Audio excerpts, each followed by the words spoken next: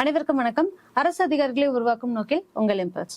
வெல்வெல் நிச்சயம் 2025 அப்படிங்கிற டைட்டில் ஃப்ரீயா கிளாஸ் அண்ட் டெஸ்ட் ப்ரொவைட் பண்ணிட்டு இருக்கோம். ஸோ அது இல்லாமல் 12th ஹிஸ்ட்ரி பார்த்துட்டு இருக்கோம். ஸோ 12th ஹிஸ்ட்ரியில லாஸ்ட் டாபிக் என்ன அப்படிங்கிறத பார்க்கலாம். ஸோ லாஸ்ட் டாபிக் என்ன அப்படின்னு சொல்லி பார்த்தோம்னா, நவ்ரோஜியும் அவர் முன்வைத்த சுரண்டல் கோட்பாடும். ஸோ தாதாபாய் நவ்ரோஜி நம்மளுடைய பிரச்சனைகளுக்கு, அதாவது பாவர்ட்டி, இந்தியா ஏன் பாவர்ட்டி லெவல்ல இருக்கு அப்படிங்கறத எக்ஸ்பிளைன் பண்றதுக்காகன்னு சொல்லிட்டு இவருடைய பங்களிப்பு ரொம்ப முக்கியமானதா இருக்கும்.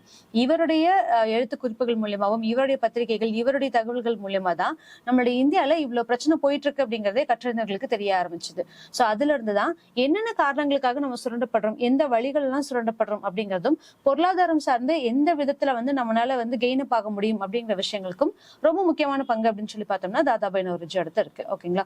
சோ அதை அவரை பத்தி தான் இங்க சொல்லியிருக்காங்க. அவர் முன்னாடி வச்சு இந்த சுரண்டல் கோட்பாடு அப்படிங்கிறது மூலியமா தான் எவ்வளவு மில்லியன்ஸ் ஆஃப் டன்ஸ் நம்மளுடைய அரிசியா இருக்கட்டும், இல்ல கோதுமையா இருக்கட்டும், பிரிட்டனுக்கு எவ்வளவு அனுப்பப்பட்டுச்சு, ஹோம் சார்ஜஸ் அப்படிங்கிறது எவ்வளவு அவங்க செலுத்த வேண்டியதா இருந்துச்சு, எந்த அளவுக்கு நம்ம ஏமாற்றப்பட்டோம் அப்படிங்கறதெல்லாம் பின்னால தெரிய ஆரம்பிக்குது. ஓகேங்களா? சோ இப்ப இதை பார்க்கலாம். இந்திய தேசியத்துடைய முதுபெரும் தலைவர் அப்படின்னு சொல்லி அழைக்கப்படுறவர் யாரா இருப்பாங்க அப்படின்னு சொல்லி பார்த்தோம்னா தாதாபாய் நவ்ரோஜி. ஓகேங்களா? சோ இவருடைய காலம் அப்படின்னு சொல்லி பார்க்கும்போது, சோ ஆரம்பத்துல 1870s பார்த்தோம் அப்படின்னா இவர் பம்பாயில மாநகராட்சி கழகத்திற்கும் நகரசபைக்கும் தேர்ந்தெடுக்கப்பட்டார். சோ இதுவுமே ஒரு வாட்டி இம்பார்ட்டன்ட் கொஸ்டின், எந்த இயர் அப்படின்னு சொல்லி கேட்டிருக்காங்க. ஓகேங்களா? இப்ப இவர் என்ன பண்றாரு அப்படின்னா, ஆரம்பத்துல இவர் தேசிய இயக்கத்துடைய தலைவர்கள மிகவும் முக்கியமானவரா இருந்திருக்காரு. சோ ஐஎன்சில நிறைய வாட்டி இவர் ஹெட்டாவும் இருந்திருக்காரு. ரைட்? சோ அப்படி இருக்கும்போது முதல்ல 1870s பார்த்தோம் அப்படின்னா பம்பாய் மாநகராட்சி கழகத்திற்கு நகரசபைக்கும் தேர்ந்தெடுக்கப்பட்டார். 1892ல என்ன பண்றாரு அப்படின்னா, இங்கிலாந்து பாராளுமன்றத்திற்கு தேர்ந்தெடுக்கப்பட்ட நிலையில லண்டன்ல 2 இது ஓபன் பண்றாங்க. ஒன்னு என்ன அப்படின்னு சொல்லி பார்த்தோம்னா இந்திய சங்கம் அப்படின்னு சொல்லக்கூடிய இந்தியன் சொசைட்டி 1865. அதுக்கப்புறம் கிழக்கிந்திய கழகம் அப்படின்னு சொல்லக்கூடிய ஈஸ்டர்ன் அசோசியேஷன் 1866. ஆல்மோஸ்ட் இது எல்லாமே நம்மளுடைய ஐஎன்சி ஓபன் பண்றதுக்கு முன்னாடியே இவரால் உருவாக்கப்பட்டுச்சு. சோ அப்ப இவர் பிரிட்டிஷ்ல இருக்கக்கூடிய பாராளுமன்றத்துக்கு இவருடைய செல்வாக்கு எவ்வளவு இருந்துச்சு அப்படிங்கறத நம்மளால தெரிஞ்சுக்க முடியும். சோ முதல்ல பார்த்திருப்போம். சோ சிவில் சர்வீஸ் எக்ஸாமினேஷன்ஸ் எழுதுறவங்க எல்லாருமே எப்படி இருப்பாங்க அப்படின்னு சொல்லி பார்த்தோம்னா, திறமை இருந்தாலும் லண்டன்ல போய் தான் அவங்களோட எக்ஸாம்ஸ் எழுதி அவங்க கிளியர் பண்ற மாதிரி இருக்கும். சோ அப்படிதான் இவர் அங்க போய் செட்டில் ஆனவர். சோ அங்க இருக்கக்கூடிய பார்லிமெண்ட்ஸ்ல இவருக்குன்னு சொல்லி தனி ஒரு உரிமைகள் இருக்கு. அதன் மூலியமா சங்கங்களை உருவாக்குறாரு. ஓகேங்களா?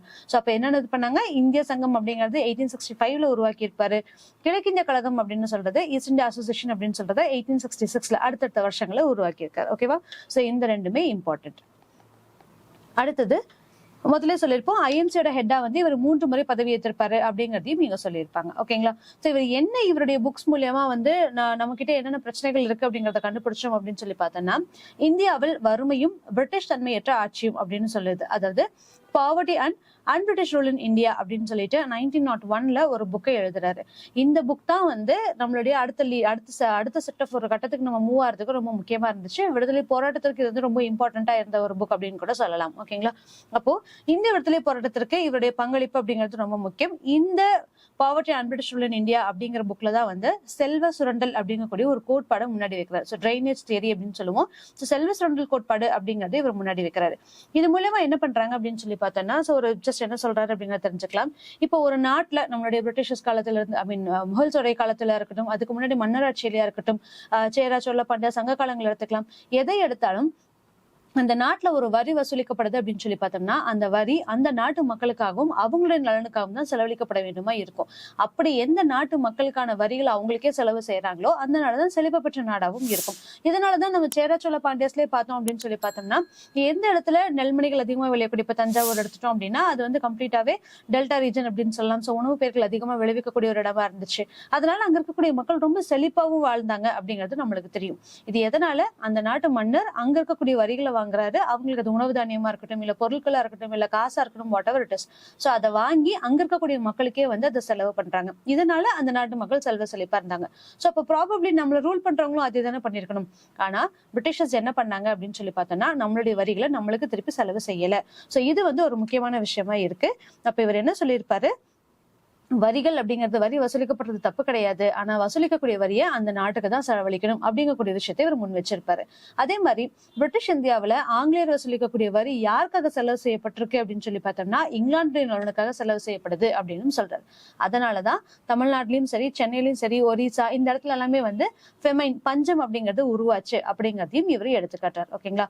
அப்போ 1835ல இருந்து 1872 வரைக்கும், சோ ஆல்மோஸ்ட் முன்னாடியே பார்த்திருக்கோம், கிட்டத்தட்ட ஒரு 10 வருஷத்துல போர்களால உயிரிழந்தவர்கள் உயிரிழந்தவர்களை தாண்டி பஞ்சத்திலையும் பட்டினிலையும் பசியாலையும் உயிரிழந்தவர்கள் ரொம்ப ஜாஸ்தி அப்படிங்கறத பார்த்திருப்போம்.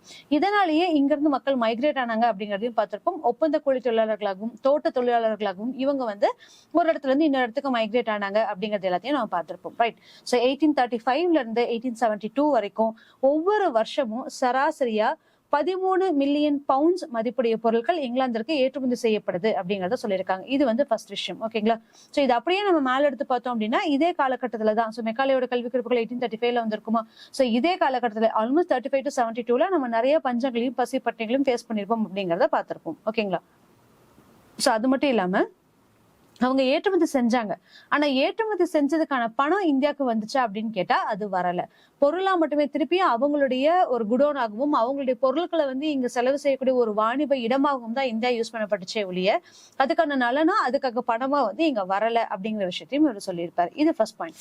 செகண்ட், லண்டன்ல வாழும் கம்பெனியுடைய பங்குதாரர்களுக்கு லாபத்தில் வழங்கப்பட வேண்டிய பங்கு, இருப்பு பாதைத்துறையில் முதலீடு செய்தவர்களுக்கு உத்தரவாதம் அளிக்கப்பட்டவர் தரப்பட வேண்டிய வட்டி, பணி நிறைவு பெற்றுவிட்ட அதிகாரிகளுக்கும் தளபதிகளுக்கும் வழங்கப்பட வேண்டிய ஓய்வூதியம், இந்தியாவிலும் இந்தியாவிற்கு வெளியிலும் நாடுகளை கைப்பற்ற மேற்கொள்ளப்பட்ட போர்களுக்காக இங்கிலாந்திலிருந்து பெற்ற கடன், இது எதுக்குமே இவங்க வட்டி கொடுக்கல. இது எல்லாத்துக்கும் பதிலாதான் இந்த பொருட்கள் ஏற்றுமதி செய்யப்பட்டுச்சு அப்படின்னு சொல்லிட்டு அவர் வாதிட்டார். ஓகேங்களா? சோ இதுதான் விஷயம். அவங்களுக்கு சேர வேண்டிய பணங்களோ அவங்களுக்கு சேர வேண்டிய எந்த ஒரு அவங்க சொல்ல கொடுத்த எந்த ஒரு வாதங்களும் நம்மளுக்கு நிறைவேற்றப்படவில்லை அப்படிங்கிறது ஒரு முக்கியமான இஷ்யூவா இருக்கு.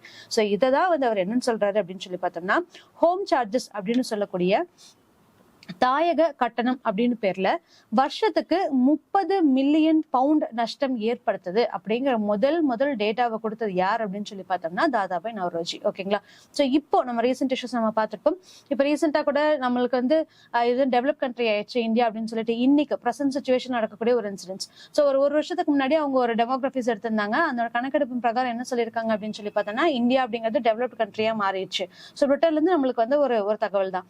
சோ அப்படி இருக்கும்போது ஏன் எங்ககிட்ட இருந்து நீங்க கடன் வாங்கிட்டு இருக்கீங்க அப்படிங்கக்கூடிய ஒரு விஷயத்த ஒரு ரிப்போர்ட்டர் வந்து ஏளனமா சொன்னாங்க அப்படிங்கிற நம்ம நியூஸ்ல பார்த்திருப்போம். சோ அந்த விஷயம் என்னவா மாறுச்சு அப்படிங்கும் போது இல்ல நாங்க வந்து இவ்வளவு வருஷத்துக்கு முன்னாடியே கடன் வாங்க நிறுத்திட்டோம் அப்படிங்கக்கூடிய ப்ரூஃப்ஸ் எல்லாம் நம்ம கொடுத்திருப்போம். அப்பவும் இந்த 30 மில்லியன் பவுண்ட்ஸ் இவர் சொன்ன இந்த கணக்கை வந்து இந்த ஸ்ட்ராட்டஜிஸை அங்க யூஸ் பண்ணிருப்பாங்க. சோ அப்படி பார்த்தோம்னா எங்களுக்கு நீங்க கொடுக்க வேண்டிய கடனே இன்னும் பாக்கி இருக்கு. சோ இன்னைக்கு வரைக்கும் அதை நாங்க திருப்பி கேட்கவும் இல்லை, நீங்க திருப்பி எங்களுக்கு தரவும் இல்லை. So you don't have the rights to say anything to India அப்படிங்கிற ஒரு விஷயத்த வந்து நம்மளுடைய ஒரு ஜேர்னலிஸ்ட் வந்து அவங்களுக்கு பதிலா சொல்லியிருப்பாங்க. ஓகேங்களா? சோ கிட்டத்தட்ட ஒரு 200 வருஷத்தோட ஒரு கணக்கை வந்து இன்னைக்கு வரைக்குமே அந்த ஒரு பகையும் சரி அந்த ஒரு போட்டியும் சரி இது எல்லாமே இன்னைக்குமே நம்மளுக்கு நிலவிட்டு இருக்கு அப்படின்னு சொல்றதுல எந்த விதமான ஆச்சரியமும் கிடையாது. ஓகேங்களா? சோ அப்படி பார்க்கும்போது 30 மில்லியன் பவுண்ட்ஸ் வந்து ஆல்மோஸ்ட் நஷ்டமாகுது அப்படிங்கிற கணக்கை வந்து தாதாபாய் நவ்ரோஜி சொல்லியிருப்பார். ஓகேங்களா? சோ இதோட இந்த லெசன் முடியுது. சோ இந்த லெசனோட 1 மார்க்ஸ் பார்த்திடலாம். ஃபர்ஸ்ட் ஒன், சரியான விடையை தேர்ந்தெடுக்கவும். காந்தியடிகள் தென்னாப்பிரிக்காவில இருந்து எந்த ஆண்டு இந்தியா திரும்பினார் அப்படின்னு சொல்லியிருக்காங்க. சோ எந்த வருஷம் அப்படின்னு சொல்லி பார்த்தோம்னா 1915. எப்போ அப்படின்னு பார்த்தோம்னா Jan 9th வந்திருப்பாரு. தென்னாப்பிரிக்கால சவுத் ஆப்பிரிக்கால இருந்து இந்தியாவுக்கு வந்திருப்பாரு. இதுதான் நம்ம என்னன்னு செலிப்ரேட் பண்ணுவோம் அப்படின்னு சொல்லி பார்த்தோம்னா பிரவேசிய பாரதிய திவாஸ் அப்படின்னு சொல்லிட்டு இன்னைக்கும் நம்ம செலிப்ரேட் பண்ணிட்டு இருக்கோம். ஓகேங்களா? சோ அடுத்தது, இந்தியாவில் ஆங்கில கல்வி எந்த ஆண்டு அறிமுகப்படுத்தப்பட்டது? சோ 1835 மெக்காலே கல்வி குழுக்கள் மூலியமாக இந்த ஆங்கில கல்வி அப்படிங்கிறது அறிமுகப்படுத்தப்பட்டுச்சு அப்படிங்கிறது நம்மளுக்கு தெரியும்.